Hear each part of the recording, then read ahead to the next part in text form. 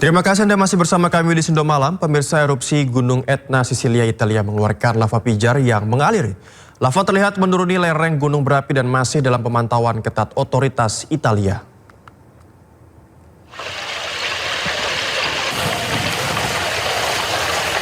Iya, ini dia rekaman drone menunjukkan aliran batuan cair yang terang bersinar di lereng gelap Gunung Etna. Lava yang berapi-api menciptakan kontras dramatis dengan langit malam. Aktivitas erupsi sekali lagi mengubah area puncak menjadi pemandangan alam yang menakjubkan. Etna salah satu gunung berapi paling aktif di Eropa. Tinggi gunung Etna sekitar 3.400 meter di atas permukaan laut. Selama berabad-abad Etna telah meletus secara berkala. Dan saat ini gunung berapi tersebut tetap dipantau secara ketat oleh otoritas Italia.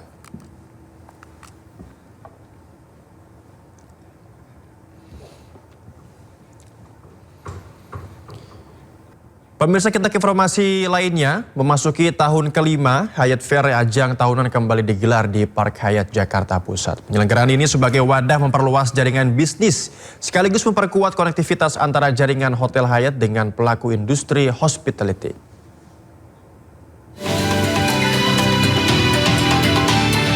Ajang Hyatt Fair 2026 ini mempertemukan sejumlah properti Hyatt di Indonesia dan mancanegara dengan berbagai mitra bisnis dari pasar Indonesia. Hotel-hotel Hyatt di Singapura, Hong Kong, hingga Australia turut hadir untuk menjaring peluang bisnis dari wisatawan Indonesia. Hyatt Fair tidak hanya menyasar industri perhotelan, tetapi juga berbagai pemangku kepentingan yang memiliki keterkaitan dengan sektor pariwisata dan bisnis perjalanan.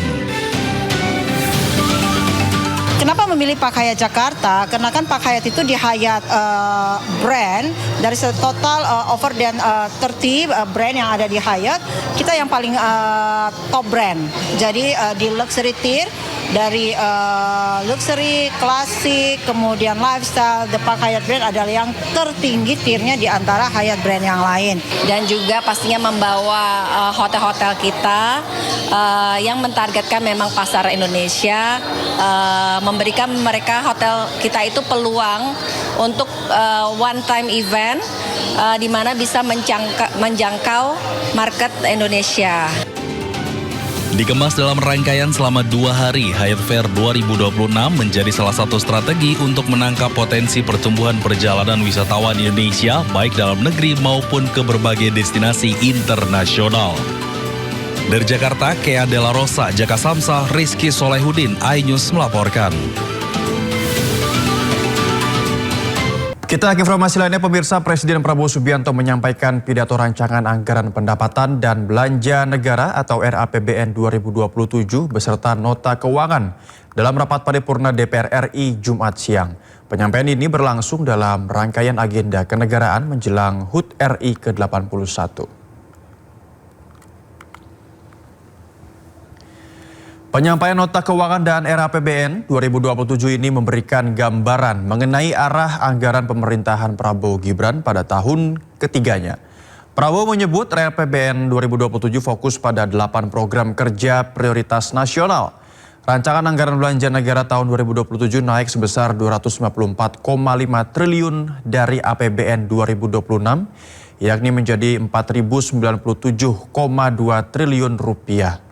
Pertumbuhan ekonomi tahun 2027 ditargetkan mencapai 6%, naik dari yang sebelumnya 5,4%. Kemudian tingkat kemiskinan serta tingkat pengangguran terbuka ditargetkan turun pada 2027.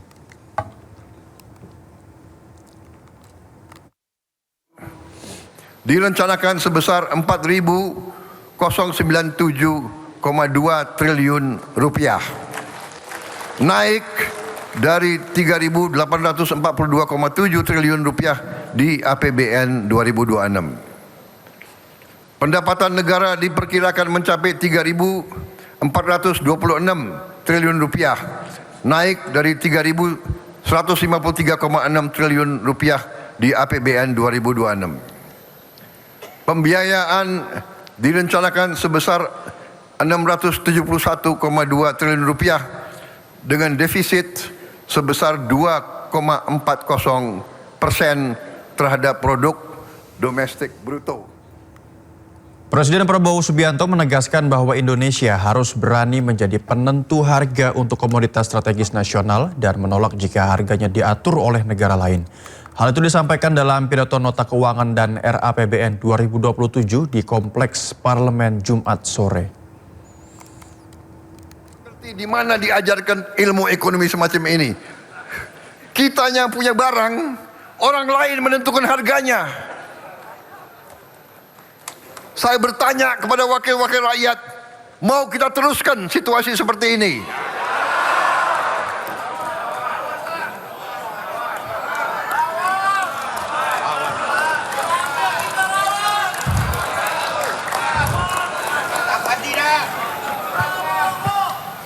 Emak-emak susah payah membatik,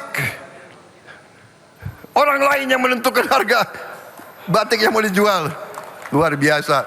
Keadaan ini harus berani kita ubah. Saya minta dukungan Dewan Perwakilan Rakyat untuk kita ubah ini.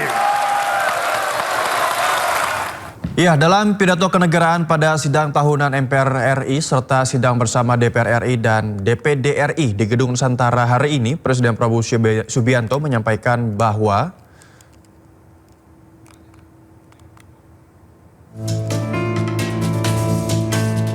Presiden Prabowo Subianto menyampaikan bahwa pemerintah telah memutuskan dan menjalankan 121 kebijakan transformatif dalam 21 bulan sejak dirinya mengucapkan sumpah sebagai Presiden Republik Indonesia. Hal tersebut disampaikan Presiden dalam pidato kenegaraan pada sidang tahunan MPR RI. 121 kebijakan transformatif tersebut dijalankan dalam 663 hari pemerintahan atau rata-rata satu kebijakan transformatif setiap 5 hari. Kebijakan-kebijakan ditujukan untuk menyelesaikan berbagai persoalan negara, termasuk sejumlah persoalan yang telah berlangsung selama puluhan tahun.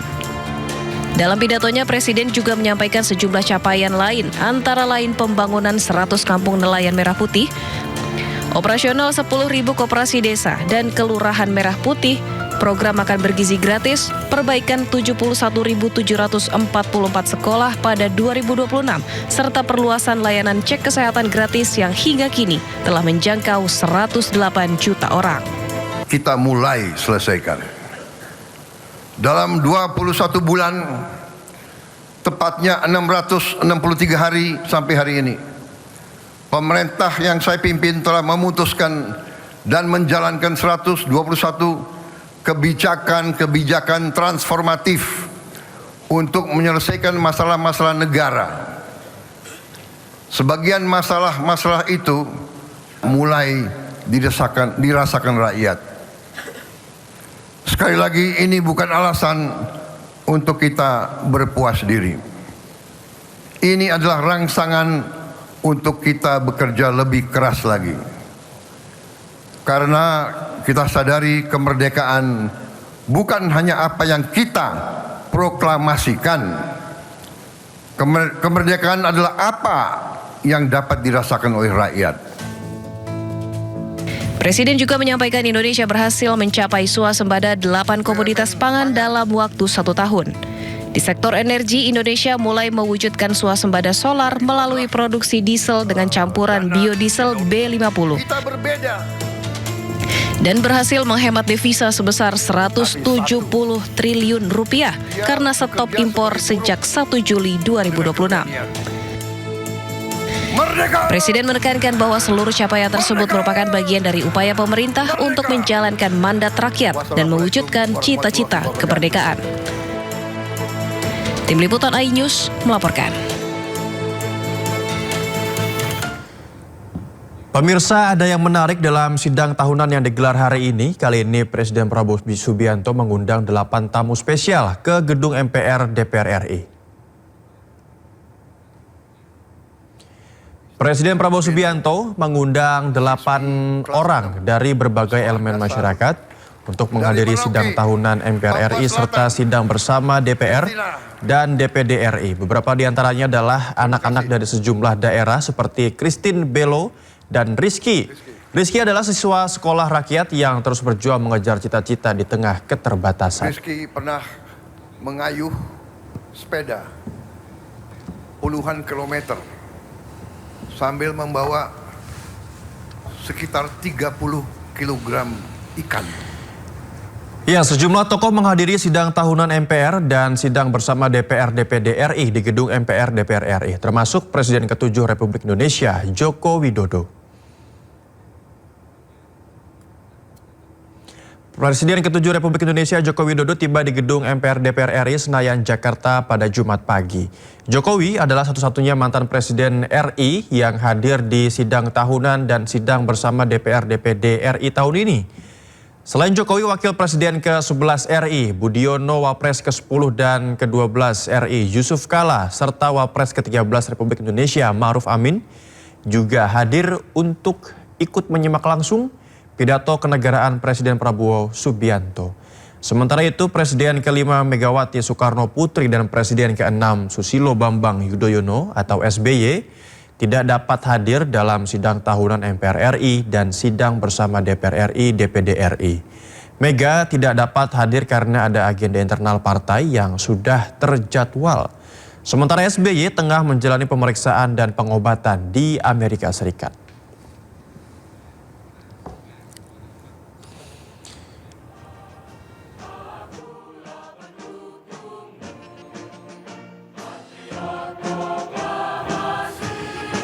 Ya, usai menyampaikan pidato kenegaraan, Presiden Prabowo Subianto langsung turun ke mimbar dan menyalami tamu yang hadir termasuk Presiden ke-7 Republik Indonesia, Joko Widodo.